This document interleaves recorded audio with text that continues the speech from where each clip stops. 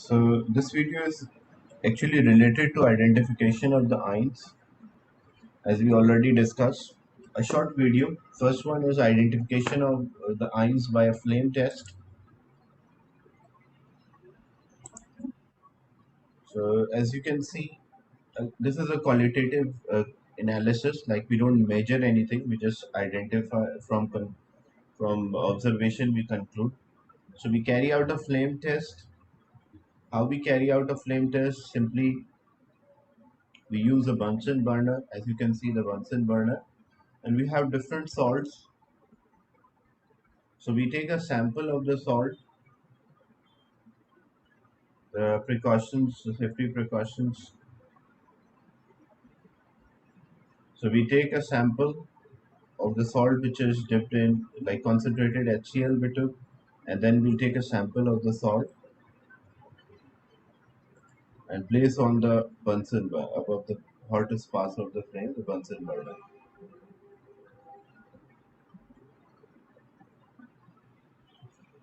So this technique helps us to identify the type. If sodium is there, when we place above the burner, so what we observe a yellow flame. The yellow flame shows that sodium is present, the cation, the positive ion. If it is lilac, then it is potassium.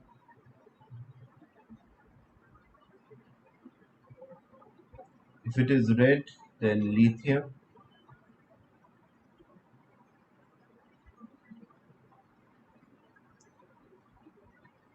Calcium, same, it's like brick red. Barium is there, apple green.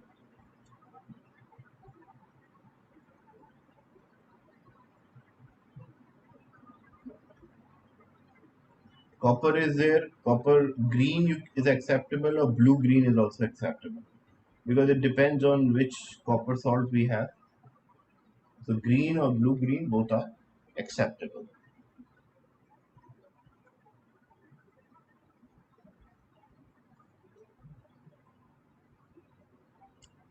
For lead also a shade of a blue. And these fireworks, all these fireworks, because they have metal, due to these metals, what we see or what we observe a specific colors.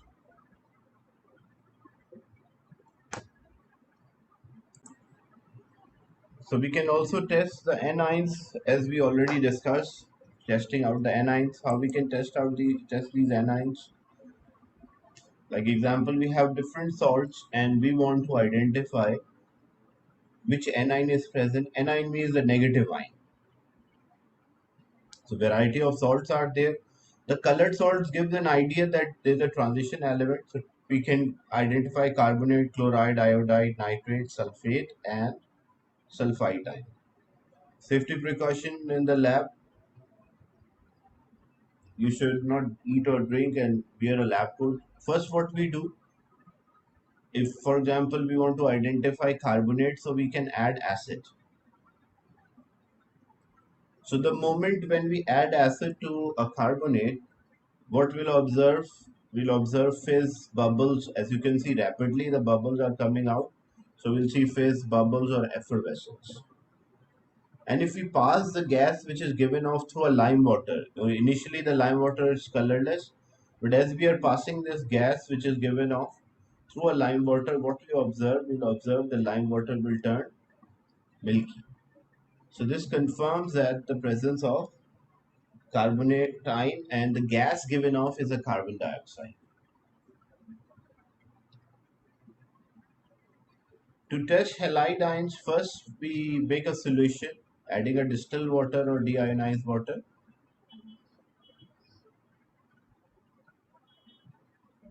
It can have any positive ion, we are testing only the negative ion. Then what we do, using a dropper or a teat pipette, we add nitric acid. The purpose of the nitric acid, if any other ion is there other than halide ion, so that will not interfere with the result. Then using again a dropper or teat pipette, we add silver nitrate. The moment we add silver nitrate, what we'll observe,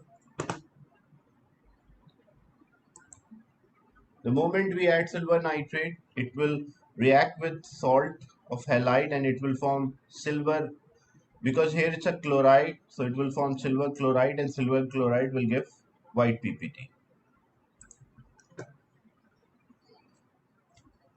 If it is silver bromide, we carry out the same way, make a solution, add nitric acid followed by silver nitrate, and the moment we add, you can see white cream color precipitate are there. The first one left hand side is actually a white. It appeared to be a shade of blue because of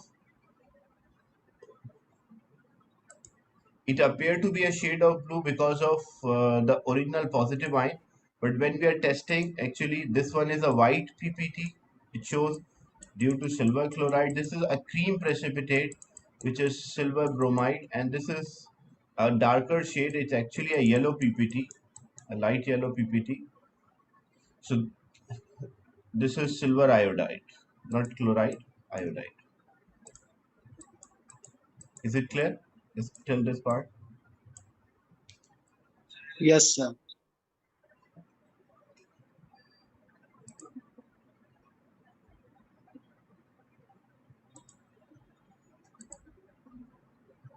Then to test the nitrate ion, first what we do, we add this, well, like we make a solution first, dissolve,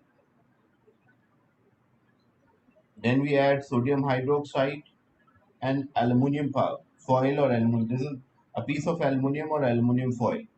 This aluminum foil will convert this nitrate ion into ammonium ion, and then ammonia on heating, when we heat, ammonium ion decompose to release ammonia gas.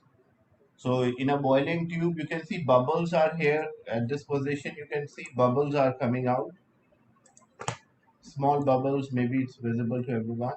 So these bubbles are due to the ammonia gas, and ammonia gas is a pungent gas. So when it is released, you have a pungent gas means like irritate, like strong smell gases, irritating smell as well. So when we supply heat energy, that pungent gas is released. And if we place a damp red litmus or moist red litmus, it will turn blue. This confirms the presence of ammonia gas release, and the ion which is present is a ammonium ion.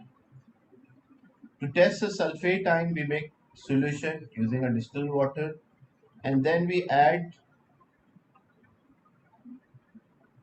barium, first nitric acid, then followed by barium chloride or barium nitrate. Both can be added.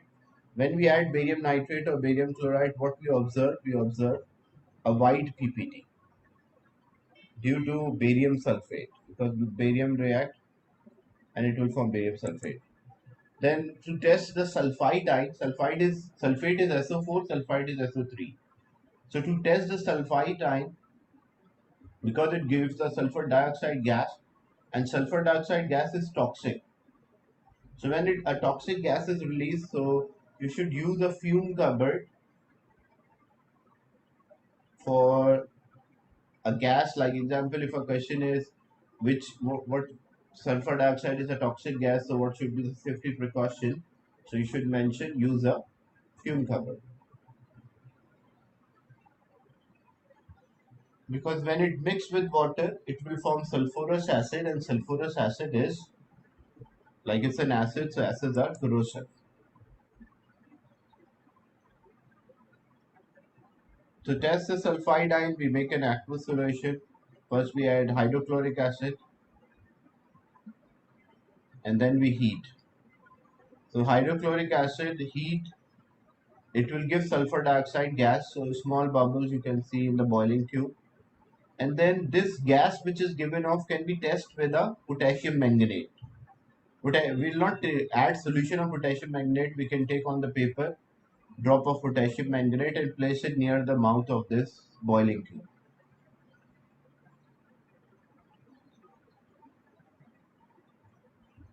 Just to trap the sulfur dioxide, place a bung or a cork, and then this is potassium manganate. We place on the paper potassium manganate and place near the mouth of the test tube. which was having sulfur dioxide. So you will find that it decolorize or remove the color of sulfur of potassium manganate. So this confirmed gas given off is sulfur dioxide, and the ion which is present is a sulfide ion.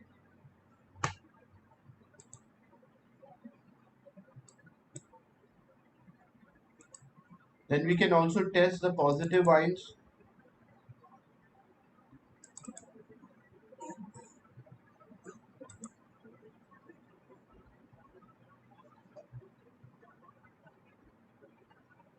So positive ions can also be tested.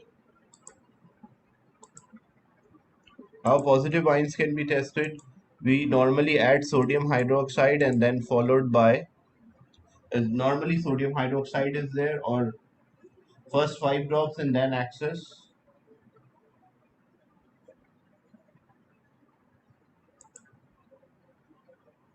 So if we want to test these compounds, first we make a solution, aqueous solution, by using a distilled water, and then we can test with both ways. We can test with this with sodium hydroxide or ammonia. Aluminum, calcium, iron 2 and iron 3 cation being tested. Sodium hydroxide and ammonia are moderate hazards, and ammonia solution. So first what we are doing, we are making a solution of these salts. A colored salt gives an indication that there is a transition element. A transition ion or a metal is present. First we make a solution, then to the first portion what we will do, we'll add drops of sodium hydroxide. So if it is white PPT, it means that it is aluminium. But when we add an excess, excess means more than enough. So you can clearly see the precipitate dissolve and it form a colorless solution. With aqueous ammonia, to the second test tube which contain aluminium ion, we add aqueous ammonia. So what we observe white PPT. And to that solution we add an excess. So precipitate does not dissolve and it will remain insoluble. So this confirms. Now to calcium, when we add sodium hydroxide, white PPT, insoluble in excess. Like insoluble in excess means when you add more, does not dissolve. That's due to calcium hydroxide. With test with ammonia, when we add, we don't observe anything, no visible change, no reaction. So this confirms that the ion which is present is a calcium ion. Because with 5 drops or in excess, it does not change.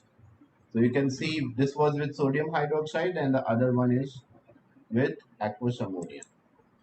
To the third portion, like to another solution, we add sodium hydroxide and it observed green PPT, dirty green or green PPT. This shows that iron is present, iron 2. And when we add ammonia or aqueous ammonia, what we observe green precipitate in excess, like it's insoluble. So this confirms the presence of iron 2 ion.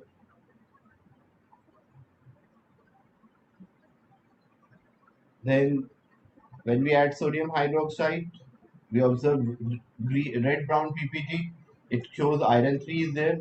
And when we add an excess, excess means more than enough, the precipitate does not dissolve. Precipitate means when mixing two solutions, a solid is formed, that is called PPT. So this confirms that the presence of iron 3 ion, which is red brown PPT.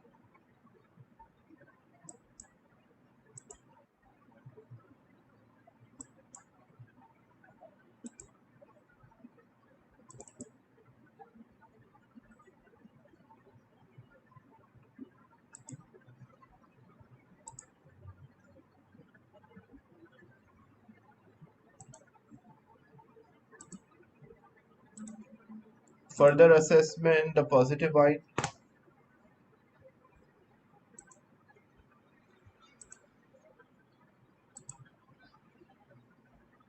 So in this assessment, like we have different variety of salts, and we want to identify the type of the salt.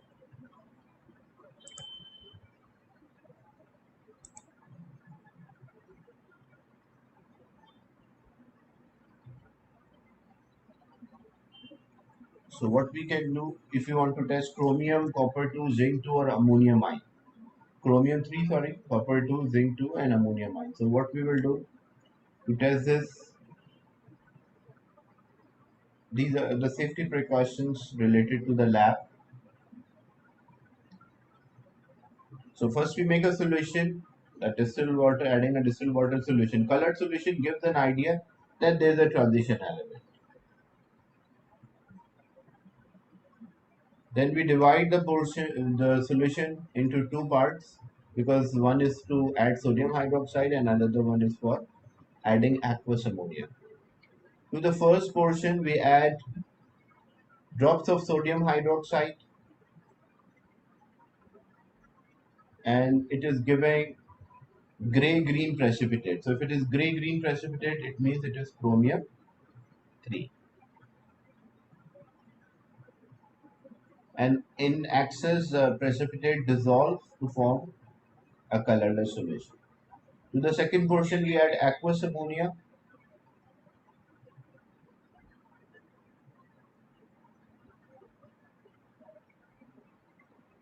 The precipitate does not dissolve.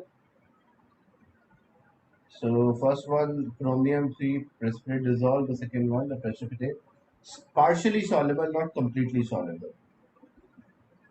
Then to the another solution, we add sodium hydroxide. We observe blue precipitate, and when we add an excess,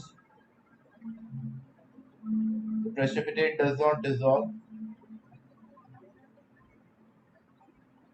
To the second portion, we add 5 drops of aqueous ammonia, so blue PPT, and in excess, what we'll observe the precipitate will dissolve, and it will form inky blue solution, like royal blue or inky blue solution.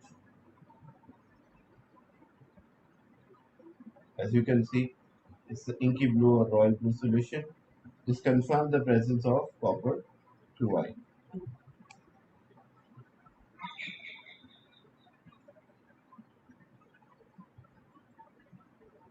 Then to the another portion, we add sodium hydroxide. We observe white PPT, and then we add an excess. First one is drops of sodium hydroxide. Then when we add an excess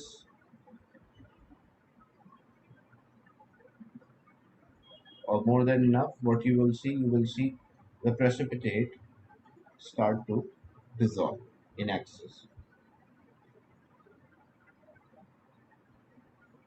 to form a clear solution. To the second portion, we add aqueous ammonia. We observe white PPT. Then we add an excess. The precipitate dissolve to form a colorless solution. So this confirms the presence of zinc ion. And for test for ammonium ion, we add sodium hydroxide and heat. A pungent gas is given off, and when we test with a damp red litmus, what it will turn? It will turn blue. So this confirms the presence of ammonium ion. So these are the tests for the ions. Hope this will be helpful to understand the observation. Is it clear? Clear, sir. Okay, so I'll end the session and share this with you.